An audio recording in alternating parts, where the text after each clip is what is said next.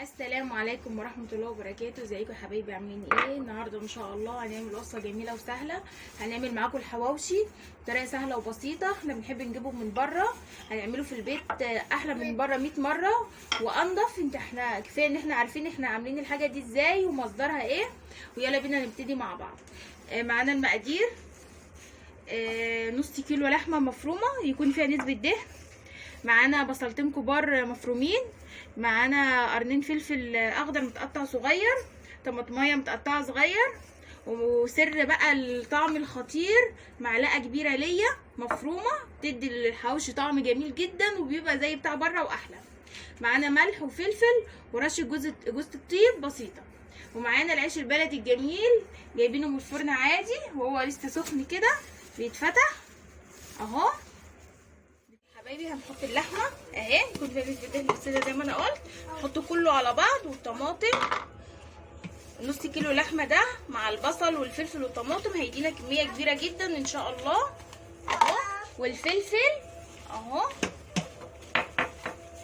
والليا دي طعمها جميل جدا جدا في الحواوشي، والملح والفلفل وجوز الطيب، وهنعجنهم مع بعض كويس جدا.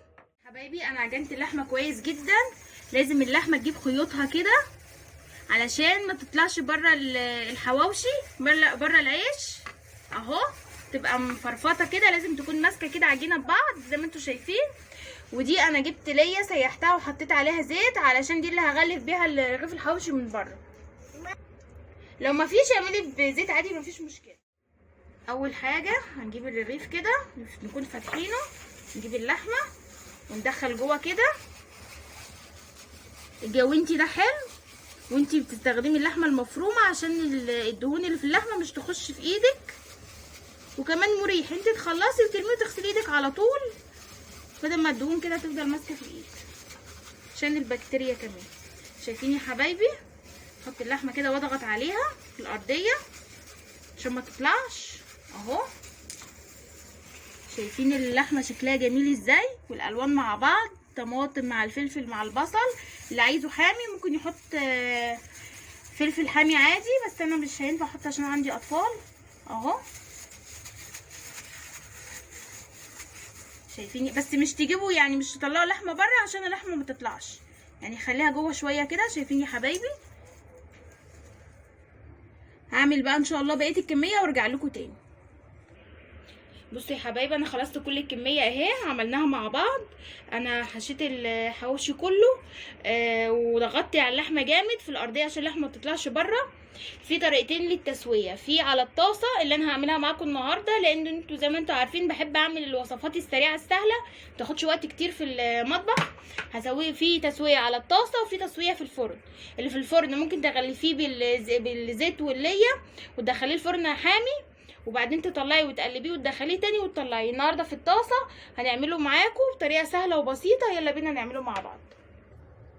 بصوا يا حبايبي انا جبت طاسه اهي حطيت عليها الزيت على اللي انا حطيتهم على بعض اهو. تحطي شويه حلوين كده عشان الحوشي يتحمر معاكي ويبقى مقرمش من بره وطري من جوه اهو. اول ما تسخن هحط الرغيف كده بالراحه اهو. معانا فرشه زي دي نجيب كده ونحط على الوش عشان الوش يتحمر من كل النواحي. الطريقه دي سهله جدا جدا وسريعه، مش هياخد معاكي 5 دقايق على النار اهو. شايفين يا حبايبي الرغيف بيلمع ازاي؟ انا عليت النار لحد ما حطيته، هوطي النار خالص بقى عشان اللحمه تستوي من جوه وهنرجع لكم تاني. بصوا يا حبايبي انا شفته لقيته ارضيته احمرت اهي بقت جميله وده كله والنار واطيه جدا. وقلبوه بالراحه عشان ما يتفتحش منكم. شايفين الجمال؟ ما خدش دقيقتين بالظبط على النار، انا موطيه خالص عشان اللحمه تستوي، وهغطيه عشان يكمل تسويته ونرجع لكم تاني. شايفين يا حبايبي الجمال؟ مقرمش من بره اهو، من جوه عامل ازاي؟ ما شاء الله استوى اهو وجميل. موطيه عليه النار خالص اهو، واللي ريحتها فظيعه. الحوش طعمه وريحته جمال جدا جدا، ريحته قلب الشقه. هطلعه ان شاء الله ونكمل الكميه ونرجع لكم تاني. وده يا حبايبي الحواوشي بتاعنا بعد ما خلص في الطاسه. انا سويته في الطاسه اهو، ما شايفين مقرمش من بره طري من جوه، واللحمه مستويه وجميله اهي وريحته تجنن. وعملنا معاه سلطه الطحينه اهي، هنزل لكم الرابط بتاعها في صندوق الوصف ان شاء الله. عايزه تسويه على الطاسه سويه زي ما انا سويته سويه، عايزه تنزليه الفرن ماشي، بس تخلي النار حاميه وتحطيه على الشبكه اللي في النص، واول ما يحمر من تحت قلبيه. وصفتنا النهارده سهله وسريعه وان شاء الله تكون عجبتكم.